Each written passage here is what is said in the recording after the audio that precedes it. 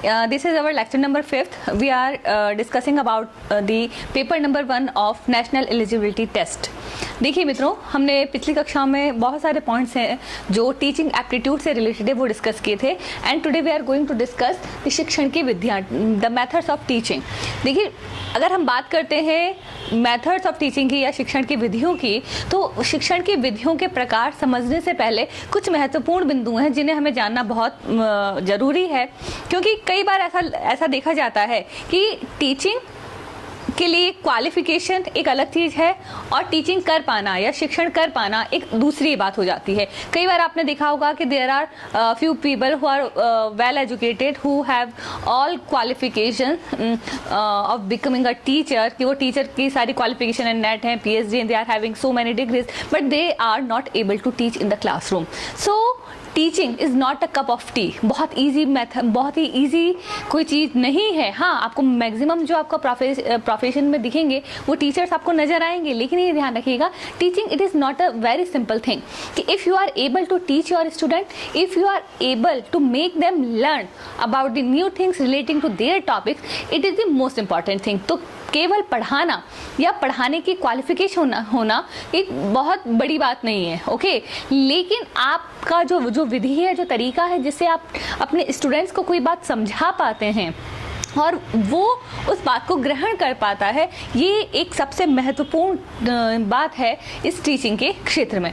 अब यहाँ पे आज हम जो टीचिंग की जो विधियाँ देखने वाले हैं, उससे पहले हमें देखना होगा कि जो भी टीचिंग की विधि, आप कोई भी तरीका, if you are going to teach in the classroom, maybe it is a particular subject, maybe it is a common subject, okay. कई सब्जेक्ट ऐसे हैं जो कॉमन फॉर ऑल हैं, जो कंपलसरी हैं. जैसे हिंदी इंग्लिश का पेपर होता है, वो कंपलसरी पेपर होता है अधिकांशतः ग्रेजुएशन लेवल पर. और कई बार होता है कोई स्पेसिफिक है कि आपको चॉइस करनी है सब्जेक्ट की, 3 में से या 4 में से या 8 में से आपको एक सब्जेक्ट चुनना है. तो यहाँ पे चाहे विषय कोई सा भी हो, लेकिन जब आप पढ़ाने जा रहे हैं आप क्लास में, तो सबसे पहले ये एक चीज़ क्लियर होनी चाहिए कि वो आपके उद्देश्यों से मैच करता हो, okay.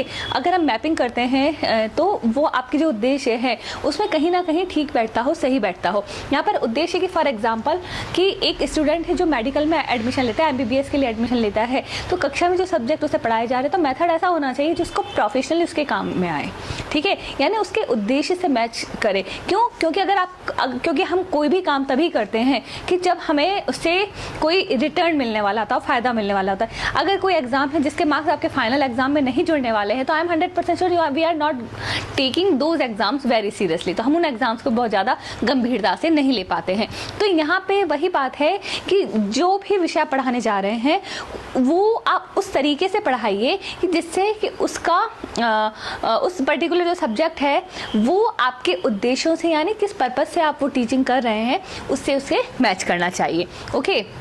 For example, I can give you one example.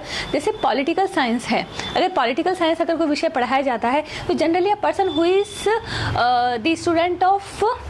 The student of BA, केवल BA के छात्रों को पढ़ा रहे हैं, तो पॉलिटिकल साइंस को पढ़ाने का नज़रिया अलग होगा. और वही पॉलिटिकल साइंस अगर आप एक लॉ के स्टूडेंट को पढ़ा रहे हैं, तो वो इस तरीके से पढ़ाया जाएगा कि जहाँ पे वो लॉ में उसे किस तरीके से बेनिफिशियल हो सकता है वो देखा जाए. तो पहली चीज़ कि वो उद्देश्यों से सदैव मैच करना चाहिए. दूसरा है कि जो पढ़ाने का जो तरीका है वो लॉजिकल होना चाहिए, वैज्ञानिक तरीका होना चाहिए, ताकि बच्चा उसे आसानी से ग्रहण कर सके और उसे कोई ना कोई लॉजिक यानी तार्किक रूप से उसे संग्रहित कर सके, ओके. तो if there is no logic behind your teaching, then no one is going to learn anything from your topic, okay. Now मनोवैज्ञानिक का मतलब है कि जब आप पढ़ा रहे हैं तो आपके मन में बहुत सारी मनोवैज्ञानिक दशाएं जो हैं आपके स्टूडेंट की, वो बहुत क्लियर होनी चाहिए. मनोवैज्ञानिक दशाओं से मेरा तात्पर्य है कि स्टूडेंट का बैकग्राउंड क्या है, किस स्तर से आ रहे हैं, उनका लेवल क्या है.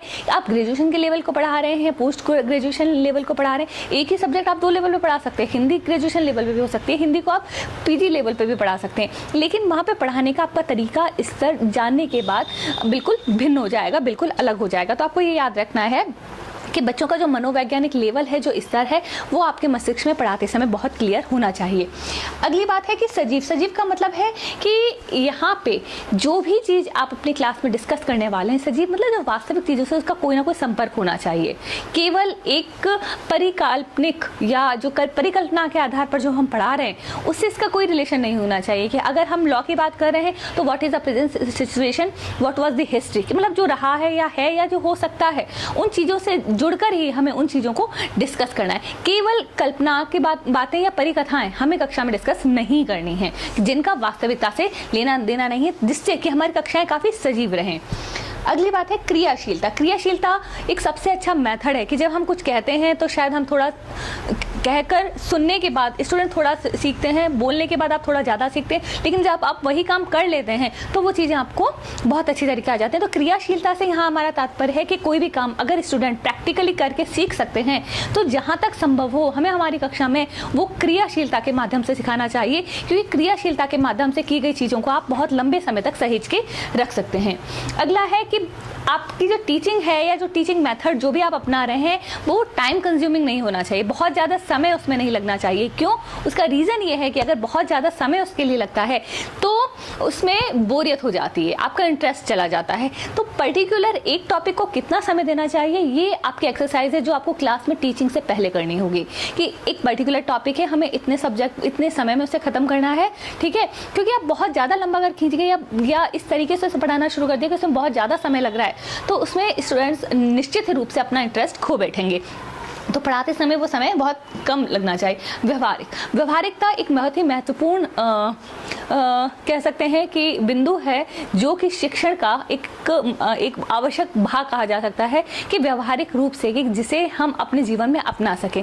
जो भी शिक्षक जो भी टॉपिक पर आप पढ़ा रहे हैं उसे व्यवहारिकता के आधार पर या व्यवहारिकता से जोड़कर हमें पढ़ाना होगा। उसका रीज़न क्या है? उसका केवल एक रीज़न है कि जो शिक्षा का उद्देश्य है वो है सीखना, ठीक है, कोई नई बातों को सीखना, और ताकि हम हमारे समाज को एक पॉजिटिव दिशा में, पॉजिटिव डायरेक्शन में आगे बढ़ा सकें। ओके, तो इसलिए व्यवहारिकता होना कि जिसका जीवन बच्चों के या स्टूडेंट्स के हमारे जीवन पर बहुत महत्वपूर्ण प्रभाव पड़े, ये होना बहुत ही आवश्यक है। अगला है गतिशील। Life is a continuing process. अगर जीवन को भी देखा जाए तो एक लगातार होने वाला सतत प्रयास है, सतत जीवन है जो लगातार चलता रहता है। तो उसी प्रकार से शिक्षा भी गतिशील होनी चाहिए, क्योंकि जहाँ पर स्थिरता आ जाती है, जहाँ रुक जाते हैं, वहाँ पे विकास खत्म हो जाता है। अगर डेवलपमेंट नहीं है तो वो चीज़ हम कैसे पढ़ा सकते हैं? तो चाहे कोई भी विषय हो, कैसा भी विषय हो, किसी भी स्ट्रीम हो, चाहे वो हम साइंस की बात करें, हम मैथ्स की बात करें, हम चाहे बीए के या आर्ट्स सब्जेक्ट की बात करते हैं या हम कॉमर्स सब्जेक्ट की बात करते हैं, तो वहाँ गतिशीलता मतलब निरंतरता सब्जेक्ट में रहनी चाहिए, जिससे कि हम आगे की मतलब पहले क्या विधियाँ थी, आज क्या है, भविष्य में क्या संभावनाएं हैं, वो सारी चीज़ें हम कक्षा में डिस्कस कर सकें। उसके बाद है गुण। यहाँ पर है कि सब्जेक्ट जो आप पढ़ा रहे हैं वो व्यक्ति के गुणों से संबंधित होने चाहिए। ओके, क्योंकि शिक्षा का उद्देश्य व्यक्ति में गुणों का विकास करना है, गुणों को बढ़ाने वाले होने चाहिए, न कि अवगुणों को पैदा करने वाले। तो शिक्षा हमेशा हमारे स्टूडेंट के गुणों का विकास करती है।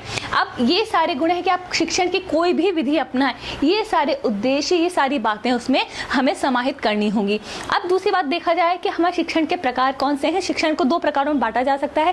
पहला है शिक्षक केंद्रित विधि कि जहां पे शिक्षक मुख्य होता है, और दूसरी है छात्र केंद्रित विधि जहां पर छात्र मुख्य होता है। तो ये दोनों जो टॉपिक है हम अपने नेक्स्ट जो लेक्चर नंबर 6 है हम उसमें डिस्कस करेंगे। तब तक के लिए